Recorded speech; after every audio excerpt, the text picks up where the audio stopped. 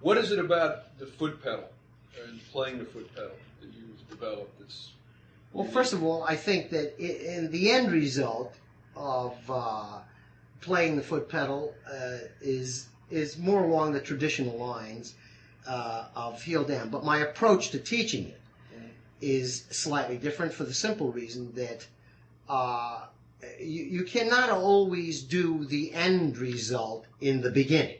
So I've developed an approach, there's that word again, to arriving at an objective that enables the person to finally set his foot down on the foot pedal where he's more or less, in a sense, floating above the floorboard and almost, if you will, dancing on the pedal.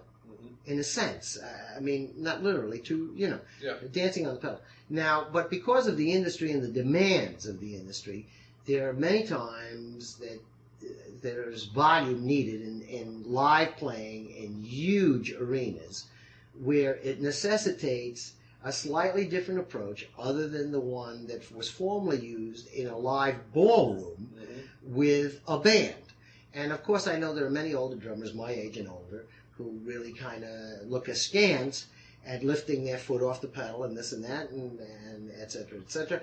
But it's almost, if you're talking industry-wise, sometimes, and in fact, and more than sometimes, it's a necessity to approach the pedal slightly different than in the more traditional way. Heel up?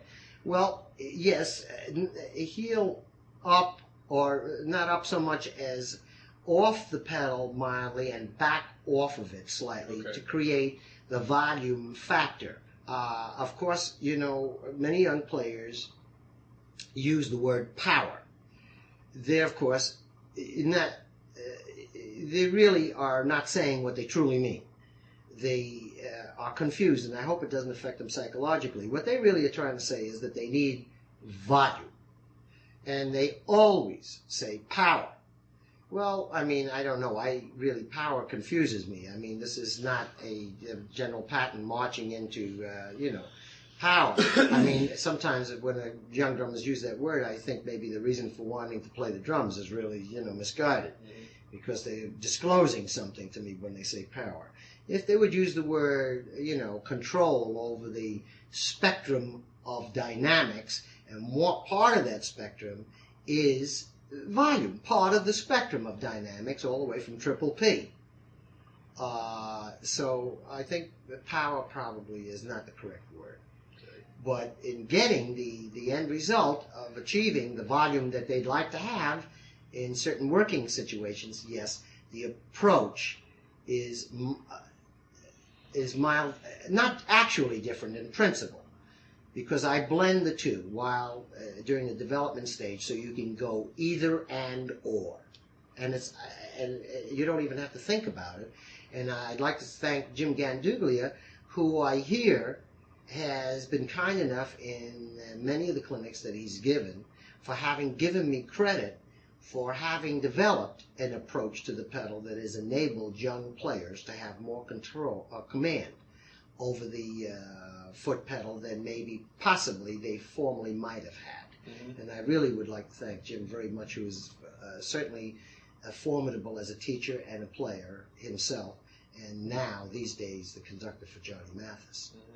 And a pleasure to have really been, or to have worked with him as his teacher for all those years that I did. He was more than a pleasure. The exchange was a joy. Do you think, I know like the DW pedal, both of them are relatively, what's the word I'm looking for?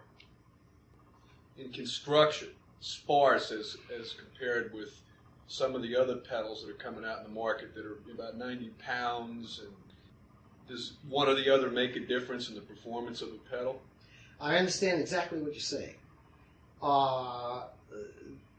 Naturally, it has an effect because the weight factor, when you deal with that much metal, and you deal with that kind of bulk, it's sometimes very difficult to achieve the kind of fluidity that, let's say, jazz drummers require while playing jazz. They really do like that kind of, it's almost a feeling thing where the pedal almost bends, so to speak, with them.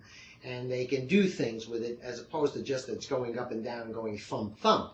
You know what I mean? Which a heavier pedal, it might feel, sometimes possibly a little more cumbersome, but it under certain circumstances, if playing doesn't require, the kind of fluidity and the kind of figures that would be needed for the music that's being played, and you have to play another way, I can see the validity for, a pedal made another way. But I personally do not like those kind of pedals. It feels like, they're just extremely cumbersome, and it's like a bad piano. They just don't respond. They just, for me, and that is, it's just an opinion, and I really don't know its real value. I really feel that they're just too cumbersome.